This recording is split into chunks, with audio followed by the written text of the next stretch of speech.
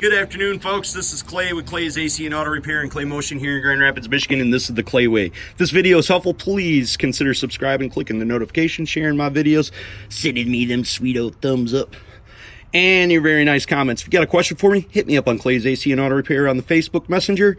I'll happily try to answer your automotive-related needs. I can't help you with your baby mama drama. So we've got a 1997 Chevy 1500, 5.7. And the air conditioning isn't working. So I thought this would be a neat time to show you folks how to check your air conditioner out real quick. We're not going to get super technical about this, so you folks that are watching from the service garage or master mechanics, this is for at-home people, not so much for you. I'm going to do it on the quick and show you how to do it cheaply. Okay, so the first thing that we want to check is our AC compressor turning. Does it feel like there's any resistance behind it? It does. This step and the next step don't really necessarily need to be done in the order that I'm going to do them, but I have a sneaking suspicion that the Freon is all leaked out of this system because that's typical of these vehicles. So what I'm going to do is I'm going to test the compressor clutch first. And how I'm going to do that is I'm going to remove my fuse box cover, and I'm going to find the relay that says AC, which I know is actually right here, and I'm going to go ahead and pull the relay out. Now what I'm going to do is I'm going to cycle the clutch and see if the clutch actually works. So if I do waste money putting Freon in this, I know that my air conditioning is going to work for a short period of time regardless of what kind of leak I have.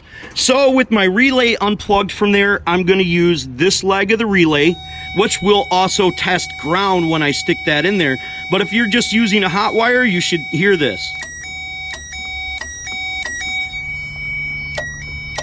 And you can see how the clutch is moving in and out. So that tells me that my AC compressor is more than likely functioning properly.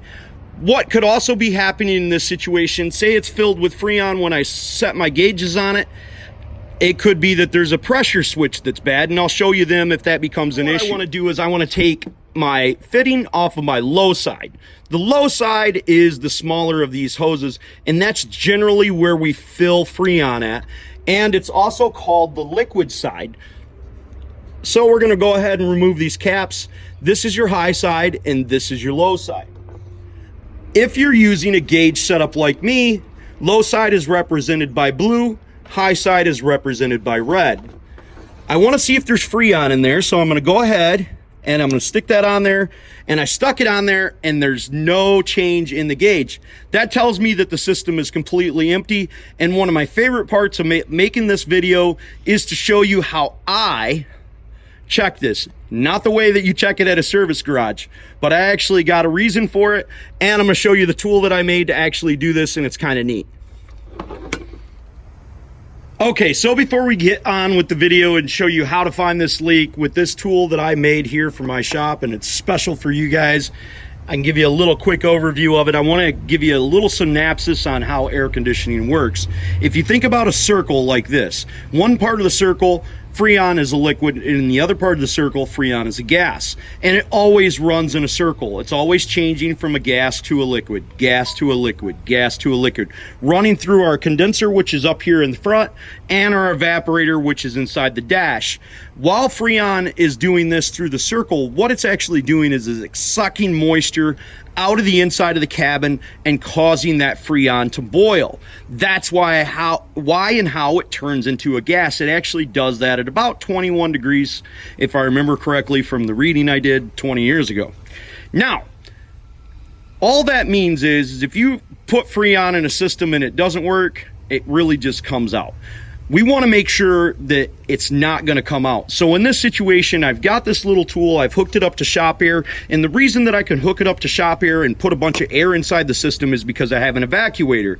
I can take all that air and moisture back out of that system once I fix the problem. Now in this situation, we already know that it doesn't have any Freon in it. So we're going to go ahead and hook up this little tool that I've made to the AC system. Now we've got it hooked up to shop air too. About 90 pounds is the normal shop air pressure, so we're not too worried about overpressurizing the system because the system can literally run up to about 250, 300 PSI when it's during normal operating temperature and running correctly. Another thing that needs to happen with AC systems, when they come on, they need to have a fan. Most conventional AC systems nowadays have a fan, and they have they'll have a mechanical fan, and more often than not, but not on this particular Chevy model, it'll also have an electric fan, which helps with air conditioning, blah, blah, blah. So now we're gonna go ahead and turn on our air, and it's gonna energize the whole system, and we're gonna be able to find our leak. Now in this situation, it's just the Schroeder valve on here. So if we would have went down and we would have bought one of them stupid AC Pros that were like 20 or 40 bucks at the auto parts store, we'd be pissing our money in the wind. I'm sorry to swear, but that's what it is. So now we need to fix that. Before we go down to the parts store and buy another one of these and try to replace the line, or what if we can replace the fitting that's optimal, we want to take our finger and put it over it and try to block it off and make sure that our Schroeder valve is not leaking on the other side, or our valve is not leaking here. Most of the time these have a Schroeder valve inside them, or a Schrader valve. I always say Schroeder because I remember the 80s. Anyways, stupid reference. So we don't want that leaking out of there, which it doesn't, so we don't have to worry about that fitting as much.